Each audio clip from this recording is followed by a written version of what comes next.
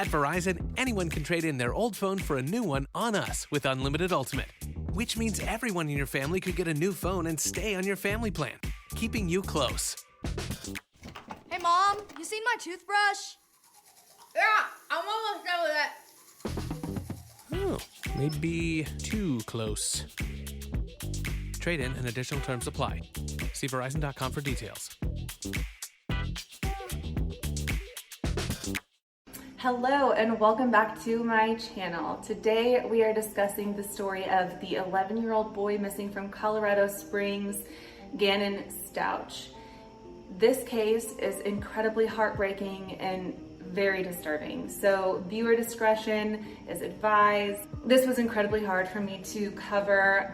Everything that I read, all the videos I saw were really upsetting.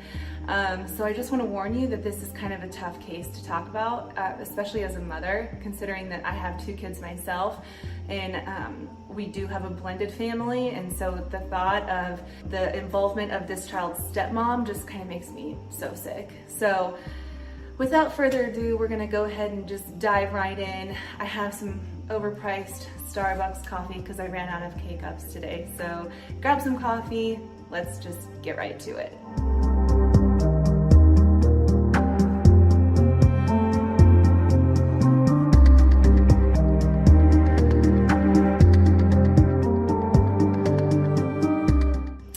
So to start off, we're going to talk about little Gannon. He was born very premature. He was a micro preemie born at only 1 pound 6 ounces. Doctors gave him a 10% chance of survival, and they said even if he did survive, he would probably be very challenged and have special needs, physical impairments, mental impairments. But he defeated all odds and became an actually very gifted, talented, kind, compassionate little boy. He was a 5th grader. He loved Sonic the Hedgehog, and he loved his sisters, Lena and Harley. He loved playing with his friends in the neighborhood, and he was very well liked. Like I said, just very compassionate, sweet, sweet boy. His mom, Landon Hyatt, actually lived in South Carolina, while his dad and stepmom were living in Colorado Springs. Landon's biological dad, Albert, or otherwise known as Al, he is in the National Guard, and they were stationed in Colorado Springs, but at the time of Gannon's disappearance, he was in Oklahoma receiving training for work. Letecia, otherwise known as T or Tisha, she was the child's stepmom, and she actually met Albert while they were all living in South Carolina. Allegedly, Al and Landon were together, but Al cheated on Landon with Letecia, and they started a separate relationship, leaving Landon behind. So as I was digging into this story, I found some articles detailing Landon's struggle with parenthood and substance abuse. So back in 2016, Landon's mom wrote a statement, and I'm just gonna kind of pull some of the details from it because it is kind of long. On Wednesday, October 19th of 2016, my daughter Landon Hyatt called and asked me to come get her and her 2 children, Gannon and Lena, because she could not take it anymore. So Landon's mom arrives and picks up her young daughter Lena and Gannon, and then her stepdaughter Mia. So Landon at this point is remarried to Mike Hyatt, and Mike Hyatt had a daughter named Mia. Landon's mom has all 3 kids, and at this time they were trying to decide what to do with Mia before heading back home. Landon decided she did not want to leave that night, that she needed one more night with him so they could tell Mike goodbye and explain it to the children.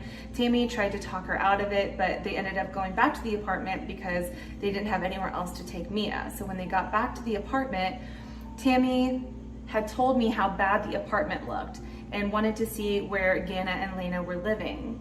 She ended up staying there for a little while, trying to talk Landon into coming back with her. They started to leave, but Mike came home. Mike got in her face and started telling her what a bad parent she had been and how she was never there for Landon. They created this big scene. Unfortunately, all of this was right in front of Gannon and Lena. So Gannon starts to get very upset. Landon is trying to ask Gannon if he would rather stay with his mom or his grandma. This makes Gannon very upset.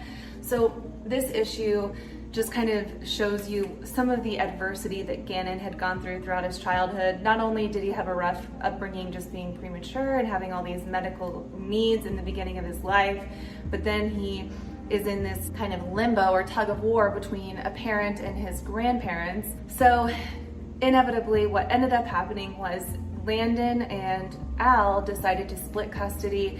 Al received the majority of the custody, so Gannon and Lena were going to be staying with Letecia and Al in Colorado Springs while visiting Landon for holidays and I think every other summer or something like that. Now I'm going to start a couple days before Gannon actually disappears because some of this stuff may seem random, but it actually becomes pertinent later on. So a couple days before Gannon disappears, Letecia takes a video of Gannon after an incident where Gannon accidentally spilt a candle while it was lit and it damaged the carpet. I'm going to save you the clip because it is kind of upsetting, but in the clip you can hear Gannon in the background very upset, bawling, trying to keep it together, and Letecia is asking him, I'm gonna ask you one more time, did you do this on purpose or was this an accident? And he says, I pinky promise it was just an accident. And she starts saying, okay, because I'm freaking out. We could get kicked out of this place, and so now we're gonna have to sell something to fix the carpet. We could sell the sofa. Let's think of things we have to sell. And as I'm listening to it, I'm just getting really upset that she's putting this child in this situation. He already feels bad enough that he accidentally spilled a candle, damaging the carpet, but to make him feel 10 times worse about it, just to me, there were obviously some issues going on in the home between their relationship. And I wonder what her thought process was behind recording this interaction. Why bother recording this interaction? It almost seems like maybe she was accidentally recording herself, but she uses this information in this video later on. So again, why would you even bother recording this? I don't know. She didn't share it with anybody. She literally saved it in her phone until she later gave it to authorities. So let's go ahead and just dive right into the timeline. January 27th of this year, Gannon disappears. At 6:55 p.m., El Paso County Sheriff's Office dispatch receives a call of a runaway child in the Lorson Ranch neighborhood. At 7:32 p.m., Gannon Stauch entered into state and national databases as an active runaway. So Letecia says that at around 3:15 to 4 p.m., Gannon says he wants to go to a friend's house. So that day, he had stayed home from school because he wasn't feeling well. And then later on that day, Letecia says that he wants to go outside and play with his friends. Now, there's some controversy there because a lot of people say, why would you let your child go out and play if he had been sick that day? And regardless of that, I just want to say, maybe he was feeling ill that day and started to feel better later, and so she was going to let him go outside and play. None of this really matters because it wasn't true anyway. That was one of the first red flags that came up as to why her story wasn't really making any sense. So at first he's classified as a runaway because there were searches made on Gannon's phone that said, can your parents trace you if your phone is turned off? Initially, they thought he was a runaway. He had also made comments that he had really been missing his mom. And then you also think back to that interaction about the carpet. Maybe he really did just want to get out of that house because he was terrified of Letecia or just really didn't like her, missed his dad, missed his mom. So it's not that far-fetched to think maybe he did run off. However, family that knew him best said it was very out of character for him to just run away. So Letecia's story is that around between 3:15 and 4 p.m., he says he's gonna go to a friend's house to play. So then Letecia tells him, that's fine, we're just gonna abide by the streetlight rule. Once it gets dark and the streetlights come on, you need to be back home. So around 6 or 6:30, she starts to get concerned that he is not yet home. That's when people start getting concerned and they call the dispatch. The following day, Tuesday, January 28th, the case is turned over to investigators. Detectives conduct interviews, collect surveillance, follow up on additional leads, and while people are out searching for Gannon, Letecia is nowhere to be found. She says that she's doing an investigation of her own, but nobody knows where she's at, nobody's seen her, she's just kind of vanished. Wednesday, January 29th, the investigation continues, still no sign of Gannon, still no answers. And then finally on the 30th, they upgrade his case from a runaway to an endangered missing child. And they do this because one, the weather conditions were super cold and 2, he was under the age of 13, and 3, he needed medication. So at this point, he's no longer considered a runaway, he's actually considered an endangered missing child. The next day, Friday, January 31st, Letecia offers to do an interview with a news station, and she insists that this interview be done with her back facing the camera. And we're just gonna go ahead and talk about this interview. I am Tisha Stauch, which is Gannon's stepmother. You've been a part of the investigation since the very first time. You were the last person to see him. Is that right? Correct. What did you see when you last saw him? Well, I'm not allowed to talk about anything with the case. I would more so be willing to talk about how the community needs to have faith and continue to work together and not make these false accusations, like the things that have been said that I've disappeared from the community. I haven't been there to help, but there's lots of reasons behind that. Reasons like death threats, right? Right. Death threats are one of them. My family's getting lots of death threats. We counted over 20 some death threats already. 2, my husband's ex-wife is living in our home, and of course I'm not coming home to do these things and to help with the family when I was kind of like told I couldn't. And then many other things that happened with the El Paso County Police Department, and in doing the investigation I was told I wasn't compliant. And can I elaborate on that? Please do. Yes. So I asked for an attorney during the interview, and I was denied that by them. I was held because they were blocking the door, and I was told I couldn't leave, and that if I would have touched them, they would have probably, said I still wasn't complying, or said I was, trying to run away or something. But during the interview, I asked several times, could I stop the interview? Could I get an attorney? Could I stop the interview? Could I get an attorney? I was denied. I was told I couldn't get nothing to drink. I couldn't go to the bathroom. I mean, it was continuously that my constitutional rights were violated. And that's why you say that they said then you weren't cooperating with the investigation. That's why they said I wasn't cooperating at that time, correct. And why did you ask for an attorney at the time? Well, I asked for an attorney at the time because there was one individual, there was 2 really good detectives, and so I'm not, going to talk bad about detectives, but the tactics they started to get when I would answer questions, they try to, they're detectives, they're supposed to twist, the one main goal is to find Gannon. But during that time, some of those things made me feel uncomfortable the way they were saying things, so I immediately stopped and felt like an attorney would help me with some of the vocabulary and things like that I needed help with, and understanding some of the things that they were asking.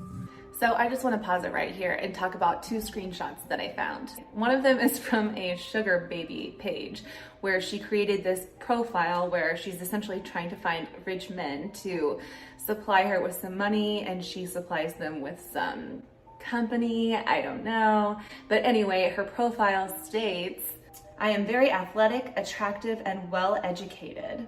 And then in this other screenshot I found of a profile of hers, she talks about how she is a senior political science major and currently working at the UNCP Computing Center as a Brave Tech. She plans to teach law in the future and also volunteer to help local kids with their education and family problems. So if you plan to teach law, that would make me think that you've got some sort of background or interest in law. So why would you need help understanding the vocabulary and the questions that these detectives are asking you? To me, it sounds like maybe she thought they were on to her, she feels the heat, so she decides, I need to lawyer up. But if she says that, then that implies that maybe she is guilty. So rather than say that, she says, oh, I just wanted them to help me understand some of these questions because this vocab is just too tough. Let's continue. I'm going to shift gears to what has become a huge online presence of people obviously trying to do the right thing, help find Gannon. But at the same time, sometimes it just feels like rumor mongering. Have you seen any of those comments yourself? We have. And see, that's one of the main things we haven't been around in the public eye because I didn't want to expose my family to it if all these things were going on. There was comments about Gannon getting pushed off the hike, and there was comments about this, and that's just not true. I took care of Gannon for the last 2 years in our home because his mother didn't want to do it. How dare you talk about this child's mother like that when the child is missing? The audacity, when I heard her say that, my blood started to boil. Regardless of what the mother ever did in the past, whatever Gannon had gone through, there ultimately came a point where she decided that Gannon was better off with her father. She agreed to that. A judge didn't decide that. They decided that mutually. That was a decision that his mom made. So whatever she was struggling with,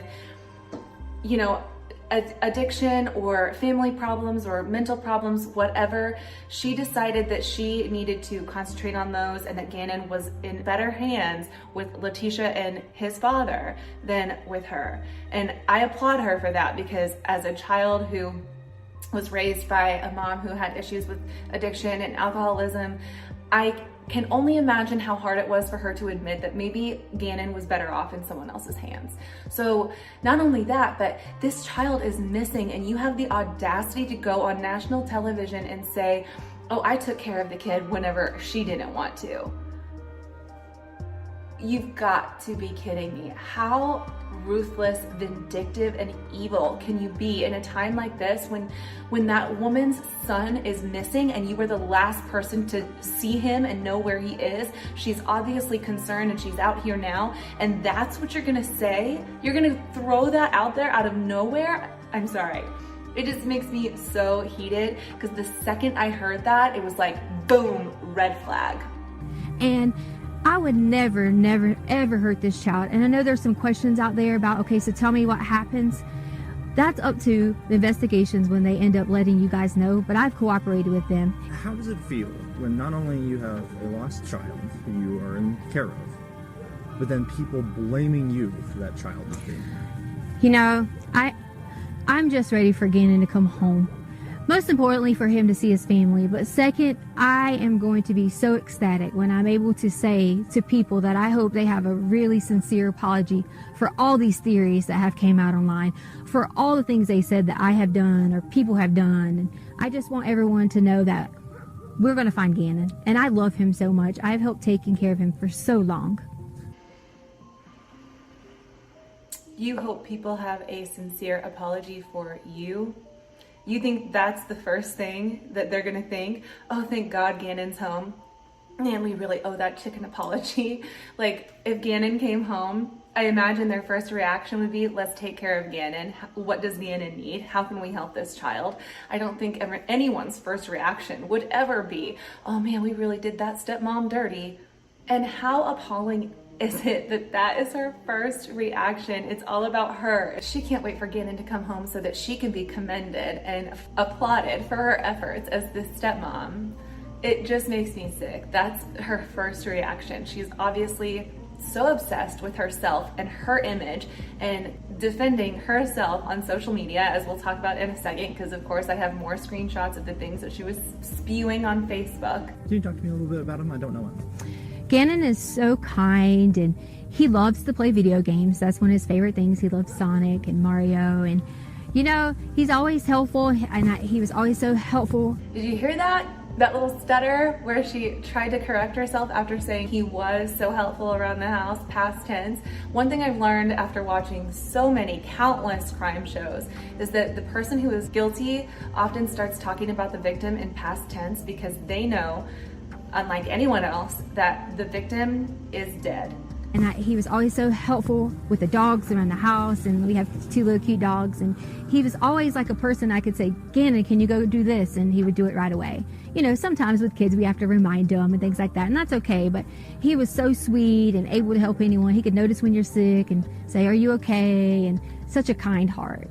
So this is her chance to kind of wrap up the interview, say any last parting words, and the first thing she says is, am I still on camera? And then as she starts talking, you can hear that in her voice, her tone, she answers as if she's just giving these scripted answers, like, well, I'm on television, so this is what I'm gonna say. Do you feel like I asked you what I need to? Do you feel like this is gonna help kind of turn the tide of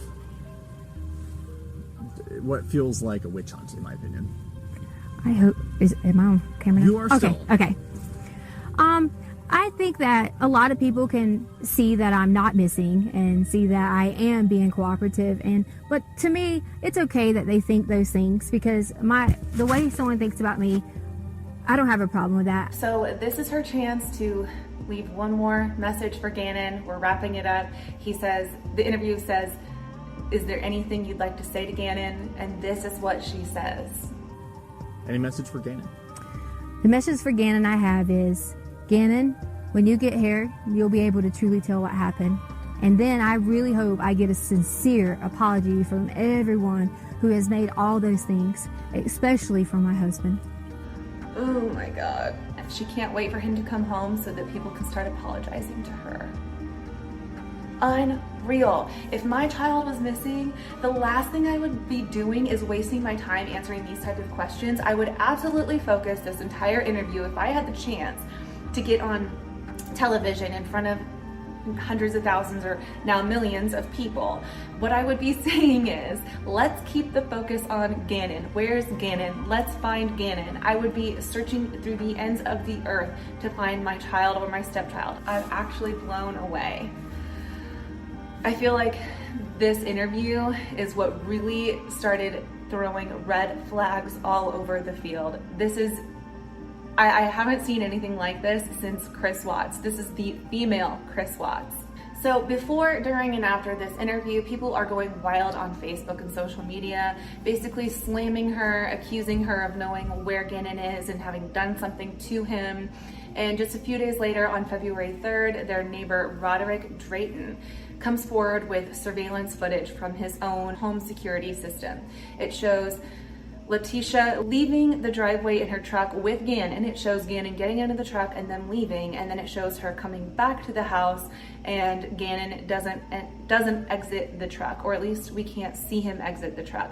Now, there has been a lot of controversy about this video. A lot of people do believe that Gannon, didn't come home with them or isn't in the truck, but I am here to tell you that whether he was in the truck or not, it actually doesn't really matter, because we know now that what happened to Gannon happened inside the home, not away from the home, as this video would suggest. And I would also like to add that this neighbor's security footage, as well as other neighbors in the neighborhood who have home security systems, none of those video cameras picked up Gannon ever leaving the home. So that was one of the first things that kind of broke apart Letecia's story, was that she said he left between 3:15 and 4 o'clock to go play with a friend, but nobody's camera caught him leaving. So that was a lie.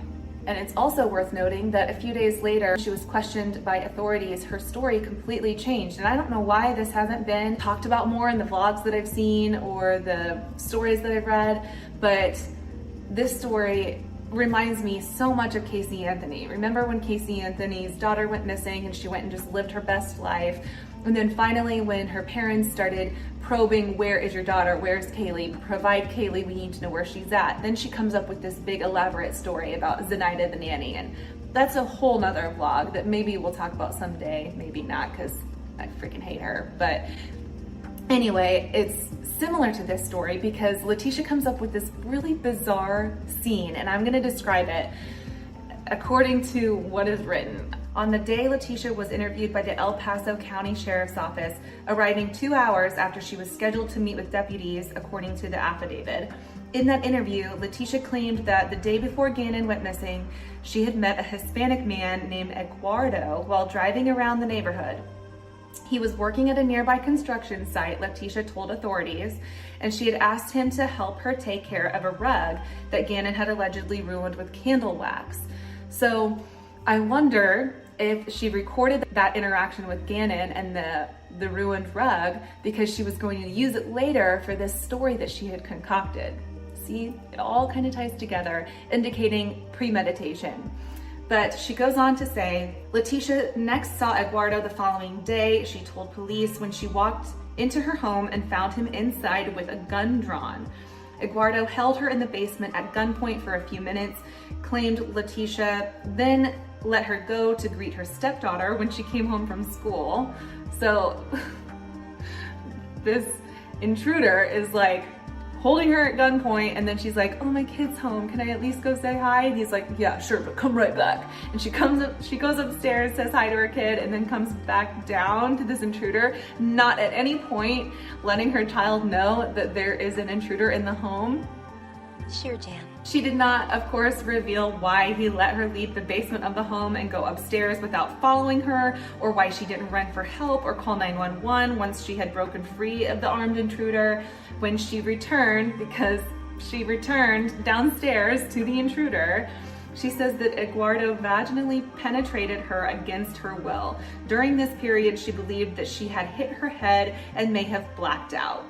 Investigators noted no injuries on Letecia's head during their contact with her. And it was during this attack that Letecia claims Gannon jumped on Eduardo's back, and Eduardo was able to throw Gannon off his back and across the room. Eduardo then demanded Letecia give him a suitcase while he had the gun held to Gannon. Letecia told deputies she gave him a suitcase and a cardboard box, at which point he attempted to sexually assault her again, but she hit her head and blacked out again. Letecia then straightened up the scene of her rape and Gannon's abduction, waiting hours to notify authorities, according to the affidavit. At the end of her interview, Letecia told deputies she was feeling ill, but declined to have a rape kit done at the hospital. Because why would you get a rape kit done if you hadn't actually been raped? And why would you tell police that he ran away if you knew he had actually been abducted? Nowhere in the affidavit did it say that this guy threatened her life or Gannon's life if she went and told the cops. She just decided on her own that she was going to tell them that he ran away. So her story keeps changing. This is just the first time that it changed. But I mean, this is a big change. This is a huge veer from her original story. So speaking about the possibility of premeditation, there have been documents released from the search that they did on Letecia's computer, where they found a lot of Google searches, and we're just going to go through a few of them. On January 25th, 2 days before Gannon goes missing, she searches on Google, find real military singles. And again, parenting should be 4 people, not 1. I'm over doing all the work for my stepkids and their mom doesn't help. She's searching this on Google. Like, is that how people search on Google? I just feel like that's kind of weird. She searches mom advice from stepmom, and she also searches, again, on the same day, if you aren't involved in your kid's life, you are shitty. My husband's ex-wife does nothing for her kids. I wonder if my husband's ex-wife is sending me a card since I raise her kids. I wonder if my husband's ex-wife is sending me a Valentine's card since I raise her kids. This one's a little ominous. 2 days before Gannon goes missing, she searches, one day some people will wish they treated you differently. I don't know that people are wishing they treated her differently. I think people are wishing they never met her. And even further, that maybe she just was never born. Another search says, why should my husband choose me over family? If you are so narcissistic and conceited enough that you think your husband should choose you over his own children, girl. And I know it's not just girls that sometimes think this. I know guys sometimes think this too. If you really think you're special enough to be chosen over someone else's family, just move on. That question or that theory or idea should not even ever be a thought. Under no circumstances should someone ever choose someone over their own children or their own family. Absolutely not. So because of this and other evidence that was found in the home, police believed that there was a violent crime that occurred in the home and that Letecia was the main perpetrator of this incident. According to the affidavit, there was blood splatter on the walls and enough blood loss to stain his mattress, soak through the carpet, through the pad, and then stain the cement below the carpet. The affidavit states that she then ordered Gannon's younger sister, Lena, to play outside when she returned home from school a short time after the incident probably occurred. They're guessing that Gannon was probably attacked around 2 p.m. When Letecia's own daughter returned home that day, she sent her to the dollar store. Once there, Letecia texted her daughter Harley asking for carpet cleaner, trash bags, and baking soda. So this would have given her enough time to clean up the scene before finally admitting to authorities that Gannon was missing, that he had run away.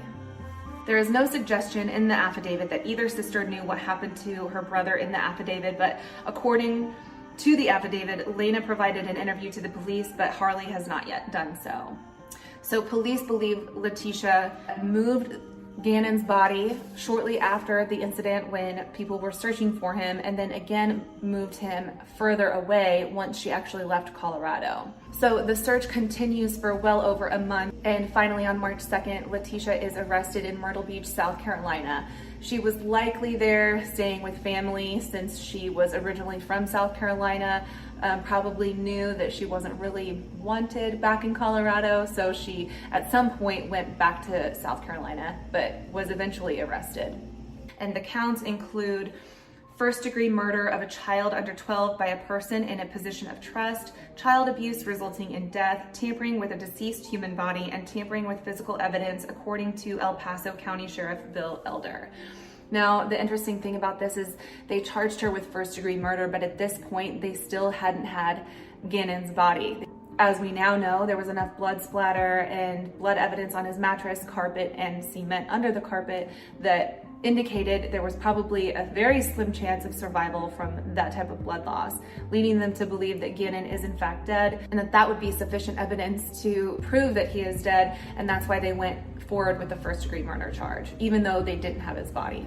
But then just a few weeks later, on March 20th, Gannon is found in Pace, Florida.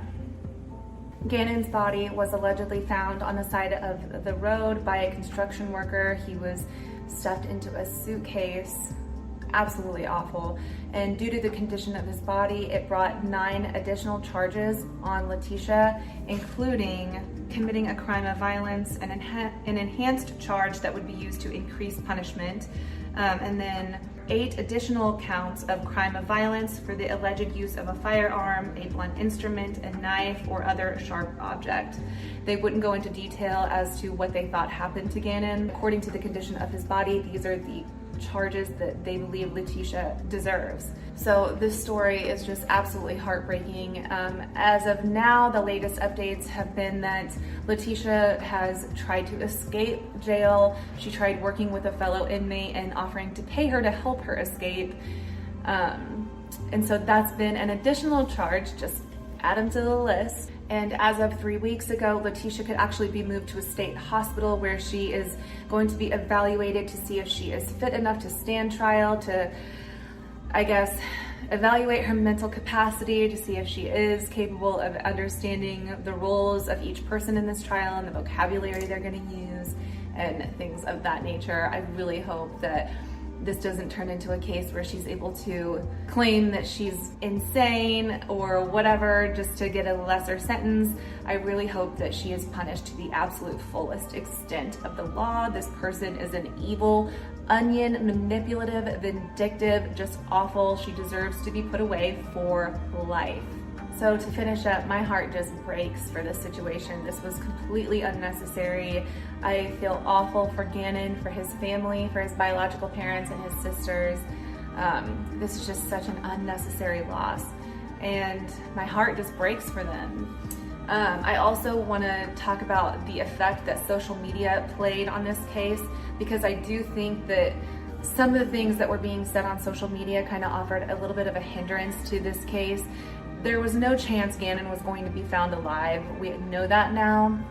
But there were so many theories being thrown around on social media and different accusations and ideas or theories or whatever that were thrown out there that I do think it could have been a little bit distracting. And so I can see why authorities got a little frustrated at how people were talking on social media, because I do think it kind of deterred them from actually finding Gannon. I believe that people, they just want to help. When people are offering these suggestions or these ideas or whatever, they're talking on social media, a lot of the time it's a passionate, emotional response. But I do wonder if it kind of hinders her right to a due process, because a lot of jurors probably are familiar with this case, meaning that her case may need to be tried somewhere else. I don't know. Again, my concern is not about her or her safety or her well-being. My concern is the ability for the prosecutors to try her justly and achieve what they're going for, to prosecute her to the fullest extent of the law. So I don't know if that's going to play any part. If you have any ideas, or if you're more familiar with the laws in Colorado or just how these things work, I would absolutely appreciate if you would leave your opinions in the comments, because I want to know what you have to say. So that is it for the case of Gannon. Again, I wish it would have ended much differently, but unfortunately, this is where we're at. I'll update with another video once The trial has started. Again, it's probably going to be delayed because they're testing her mental fitness to withstand trial, and then of course everything else is delayed because of COVID. But next week I plan on making a video about Chris Watts. I put a poll on my Instagram. If you don't follow me, I'll put my little tag right here. But I put a poll on my Instagram and a lot of you voted to do a story on Chris Watts. So that is a story very similar to this one. So I hope you'll join me for that as well. Until then, take care and thank you for watching.